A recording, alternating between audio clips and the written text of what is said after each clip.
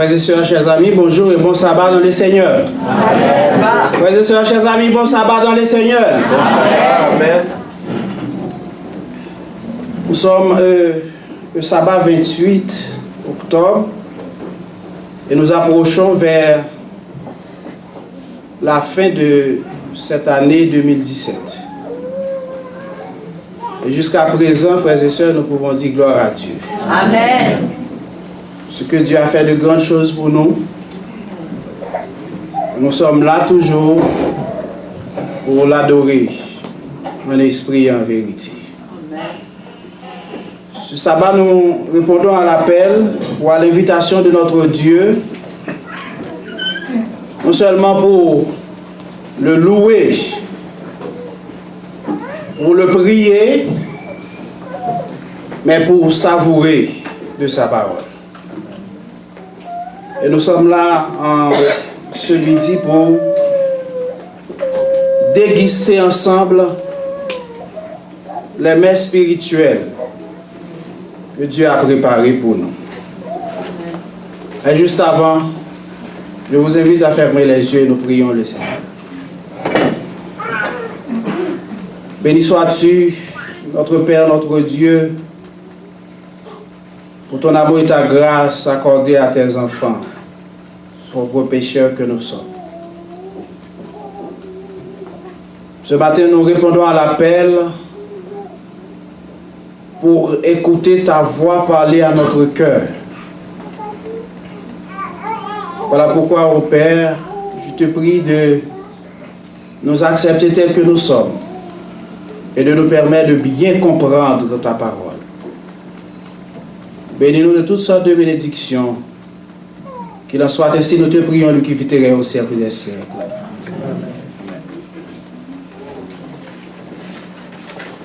Croître dans la grâce, tel est donc le sujet de la méditation de ce midi, frères et sœurs. La méditation va dérouler autour du questionnaire que nous sommes en train d'étudier pendant ce trimestre. Nous sommes en train d'étudier la grâce. La grâce, Jésus-Christ donne la grâce. Jésus-Christ fait grâce. Et donc nous sommes sous la grâce. Nous dominons par la grâce. Mais est-ce que la grâce nous donne la garantie? Est-ce que la grâce nous donne la permission de faire tout ce que nous voulons? Voilà donc le sujet de la méditation de ce midi. Croître dans la grâce, c'est grandir dans la grâce. Grandir dans la grâce, c'est marcher comme Jésus a marché lui-même. Grandir dans la grâce, c'est d'avoir un mode de vie. C'est d'avoir une façon de vivre en présence de Dieu d'abord, puis les hommes.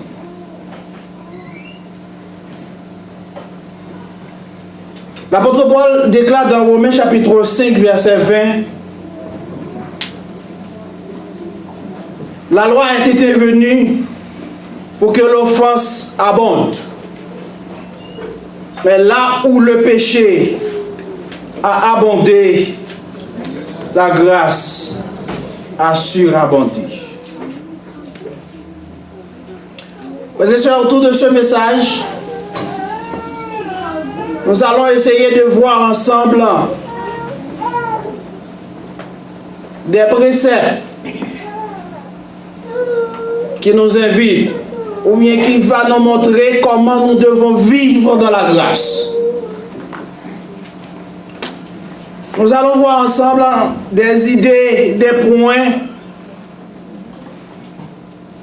qui vont nous aider pour vivre dans la grâce. Pour Dieu, nous sommes un billet de grande valeur. Dieu nous aime d'un amour éternel,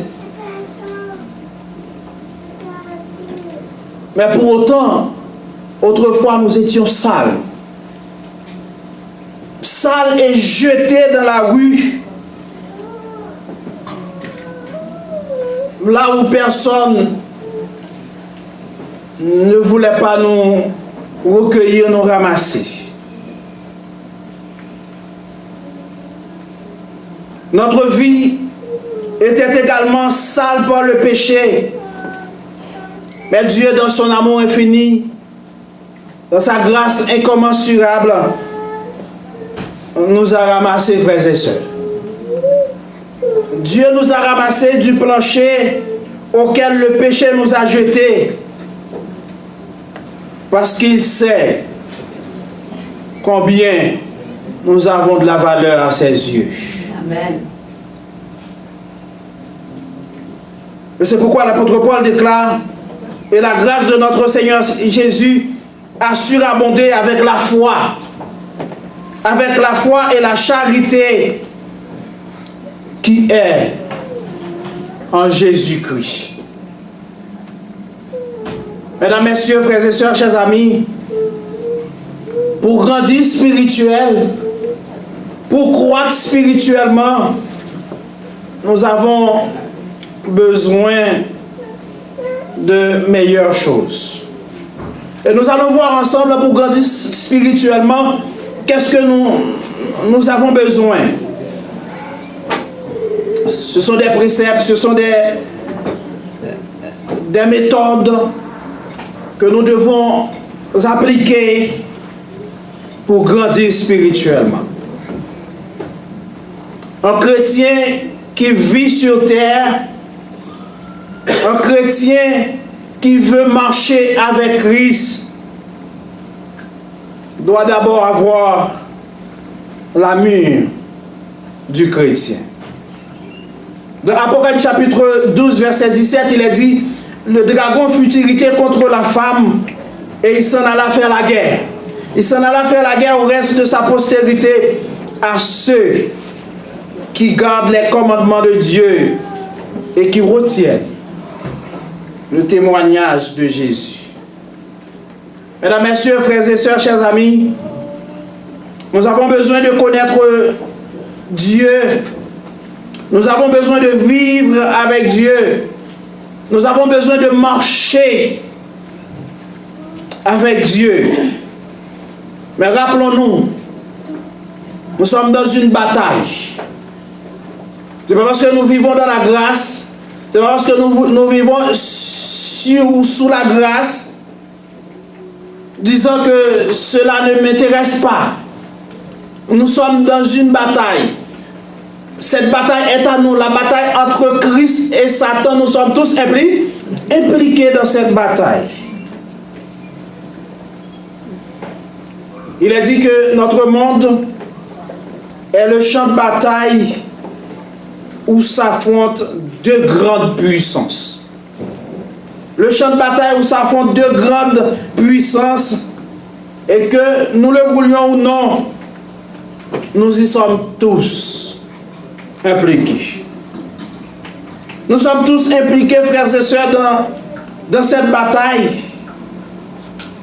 Et ces répercussions déposent sur nous tous. Les frontières les plus reculées du globe pour atteindre même jusqu'au ciel. Il s'agit, frères et sœurs, chers amis, du grand conflit entre le bien et le mal. Le conflit entre le bien et le mal, et nous serons plus que vainqueurs dans cette bataille parce que Christ est là avec nous. Amen. Christ est là avec nous. Et cela pourra nous aider à grandir spirituellement. Le chrétien doit pouvoir affronter cette bataille, mais avec l'amour. Et l'amour, c'est marcher dans la lignée, marcher dans la droiture, vivre avec Jésus. Pour grandir spirituellement, frères et sœurs, chers amis, nous avons besoin de progresser dans la lumière. Nous avons besoin de progresser dans la lumière. Parfois, des gens disent, personne ne me voit pas. Je peux faire ceci ou cela. Il n'y a pas de problème. Je vais prier après, je vais demander le pardon à Dieu après. L'apôtre Paul nous dit dans Éphésiens chapitre 6, versets 11 et 12. Nous avons besoin de marcher, de lutter, de vivre pour Dieu. Jean 12, verset 35 nous dit, la lumière est encore pour nous un peu de temps au milieu de vous. Marchez pendant que vous avez la lumière, afin que les ténèbres ne vous surprennent point. Marchez, frères et sœurs, pendant que nous avons de la lumière. Marchez dans la lumière. Et cette lumière dont on parle ici, c'est le Christ. Marchons avec Christ. Marchons comme Christ lui-même a marché. Plus une personne désire connaître la volonté divine et la mettre en pratique, plus la lumière de la vérité brillera sur son chemin. Amen. Selon ce qu'il est écrit, la lumière est semée pour le juste. Amen. La lumière est semée pour le juste. C'est pourquoi le sage Salomon déclare, la route des justes est comme la lumière de l'aube, dont l'éclat grandit jusqu'au plein jour. Proverbe chapitre 4, verset 18.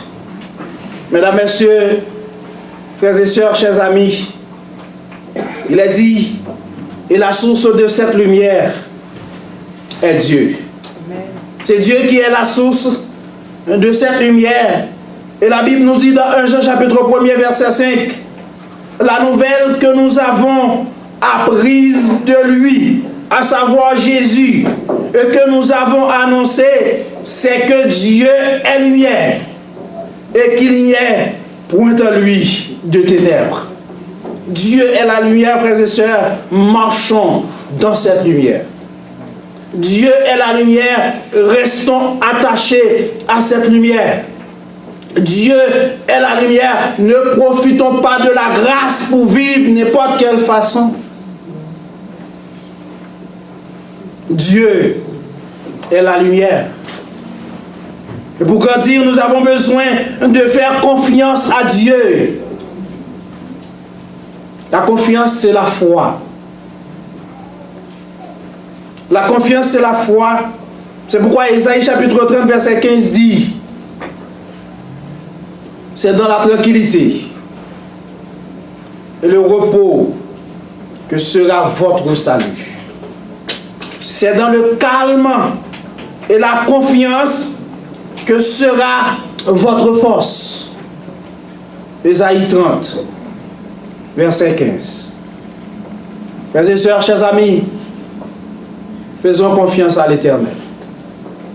Si nous faisons confiance à Dieu, certainement il nous conduira dans la lumière. Amen. Si nous faisons confiance à notre Dieu, certainement nous restons dans la lignée que Dieu veut nous rester. Si nous faisons confiance à notre Dieu, nous marchons comme il a marché lui-même. Frères et sœurs, chers amis, marchons comme Christ a marché.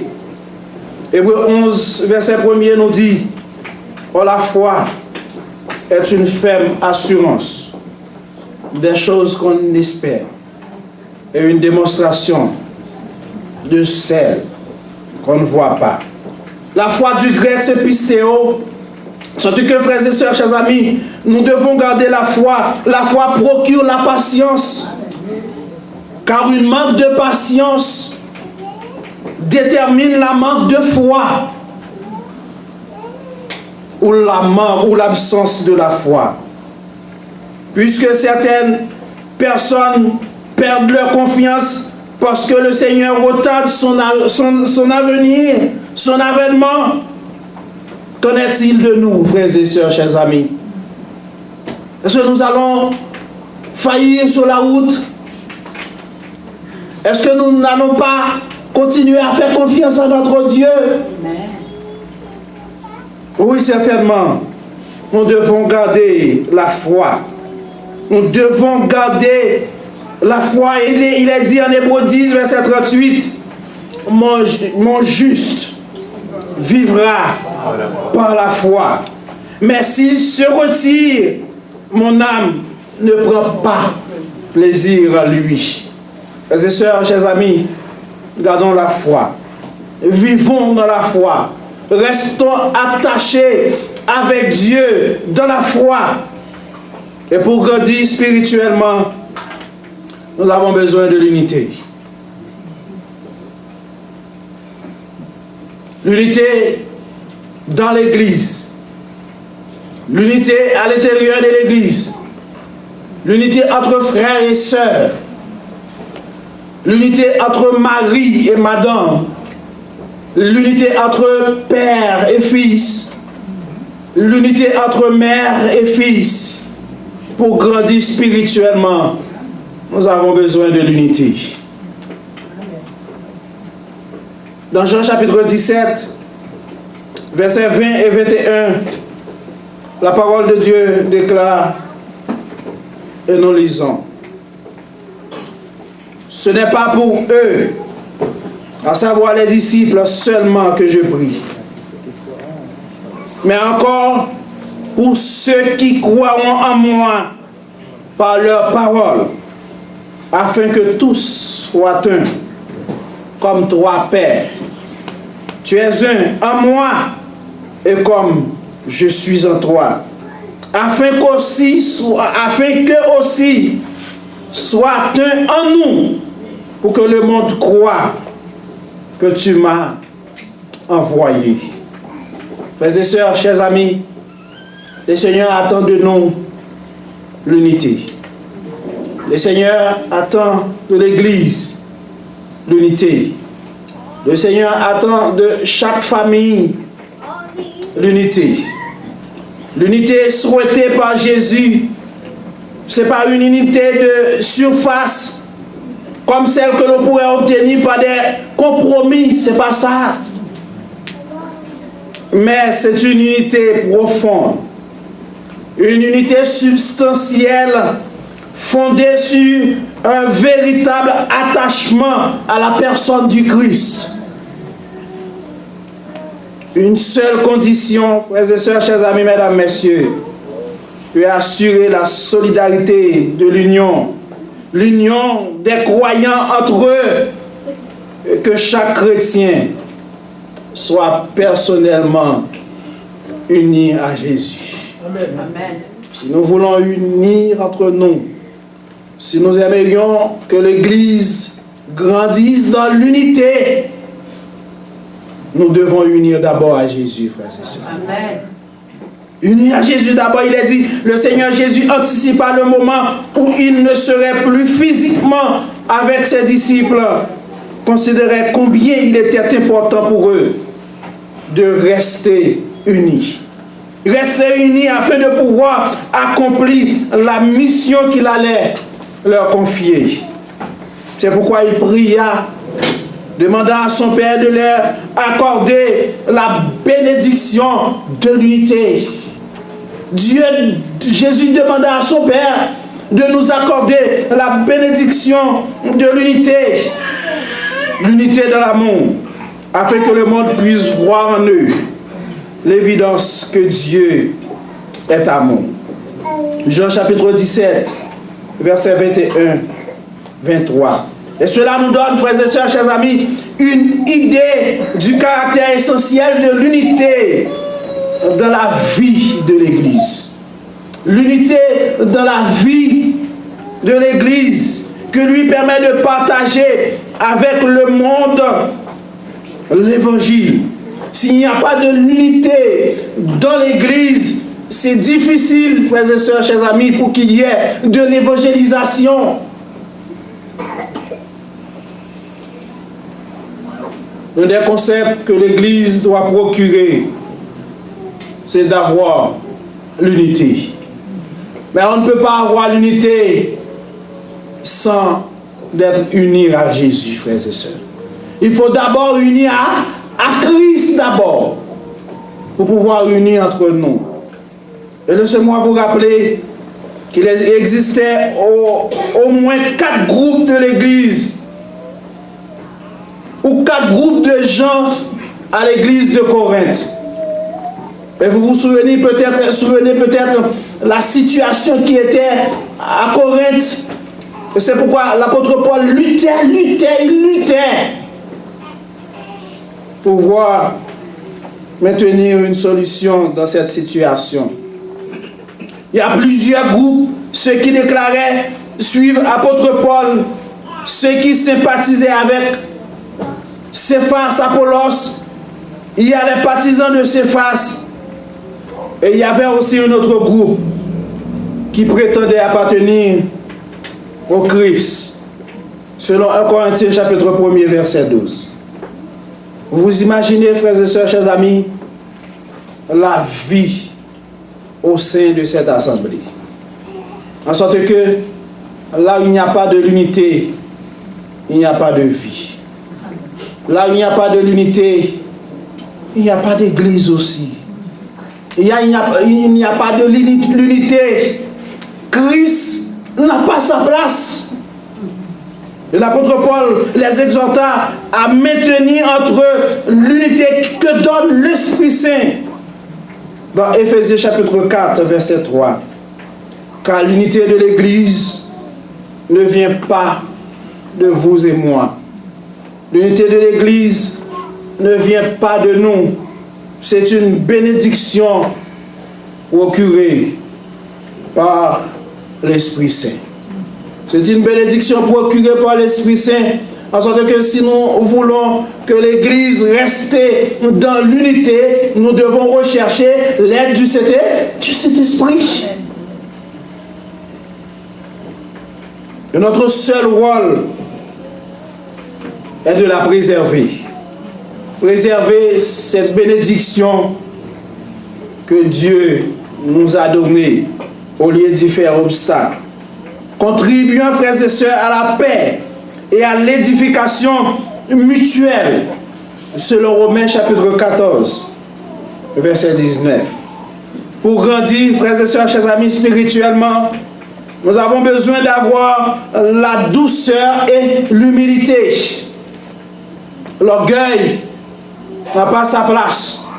L'orgueil n'a pas sa place à l'intérieur de l'Église. L'arrogance n'a pas sa place à l'intérieur de l'Église.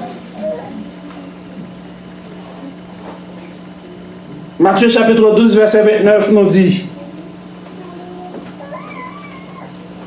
prenez mon jour sur vous et recevez mes instructions, car je suis doux et humble de cœur. Le Seigneur recherche des frères et sœurs humbles, doux. Recherchons la douceur, frères et sœurs.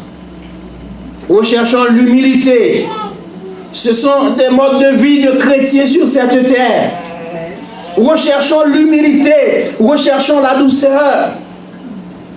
Et c'est pourquoi l'apôtre Paul disait dans Philippiens chapitre 4, verset 4, que votre douceur soit connue de tous les hommes.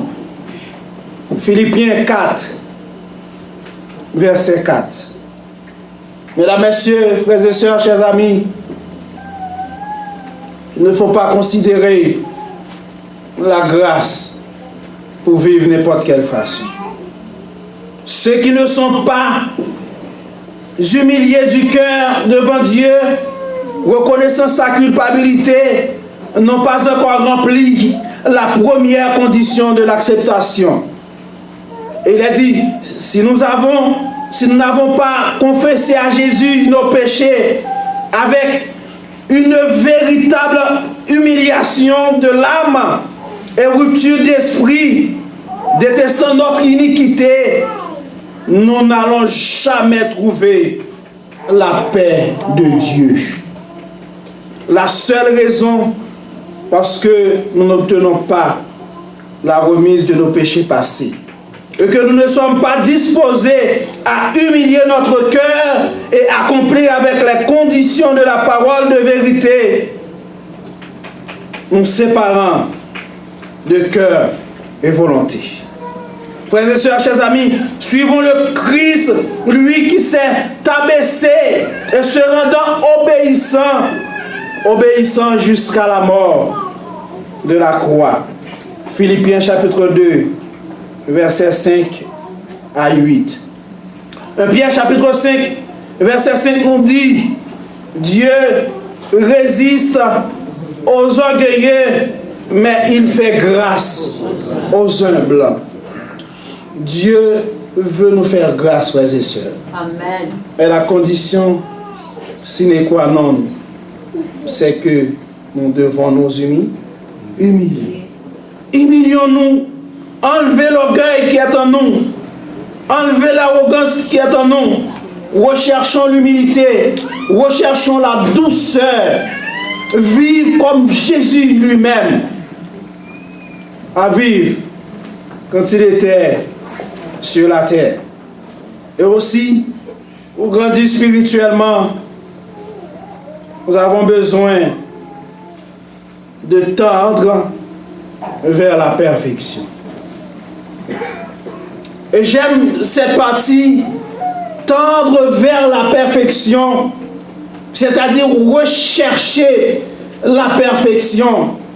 Le Matthieu chapitre 5, verset 48, l'Évangile nous dit, soyez donc parfaits comme votre Père céleste est parfait.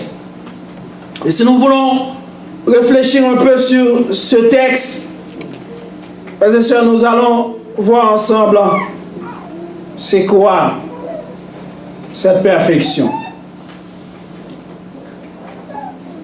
Le parfait que dit le texte ici, la Bible ne nous dit pas d'être parfait. C'est pas la perfection dont on parle ici. Mais la Bible nous invite à rechercher la perfection pendant que nous vivons sur cette terre. À rechercher la perfection. Tendre vers la perfection. Et c'est pourquoi il est dit, soyez donc parfaits. C'est une invitation. Dieu nous invite à rechercher la perfection. C'est-à-dire, pendant que nous vivons sur cette terre, nous vivons, mais nous devons avoir des objectifs. Quels sont donc ces objectifs que nous devons avoir? C'est d'être parfait. Nous devons avoir la vision. Nous devons dire à Dieu, demander à Dieu, l'Éternel, aide-nous chaque jour à être parfait. Aide-nous à marcher vers la perfection. C'est une invitation. Dieu nous demande d'avoir un objectif. Et cet objectif, c'est rechercher la perfection. La perfection à laquelle le chrétien est appelé ici-bas, ce n'est pas la perfection absolue. Absolue qui n'existe pas qu'en Dieu seulement. C'est seulement Dieu qui est parfait. Mais nous devons avoir l'objectif. Nous devons avoir l'objectif. Et si nous avons cet objectif d'être parfait, certainement nous allons marcher comme Christ lui-même a marché quand il était sur la terre. Parce que celui qui recherche, celui qui cherche une bonne vie, celui qui mène une bonne vie, marche dans la droiture. Celui qui cherche la perfection, celui qui a l'objectif d'être parfait, marche comme Jésus lui-même à marcher. Frères et sœurs, chers amis, alors que nous vivons la toute dernière minute de l'histoire de l'humanité, et c'est un moment, frères et sœurs, où nous avons besoin de marcher avec Christ dans une bonne direction. Marcher à Christ dans une bonne direction. Et c'est pourquoi je disais tantôt, nous ne devons pas utiliser la grâce pour vivre n'importe quelle façon. Parce que Christ, quand il était sur la terre, il a montré aux frères et sœurs comment il devait marcher. Quand Christ était sur la terre, il nous a montré le chemin. Il nous a montré la route.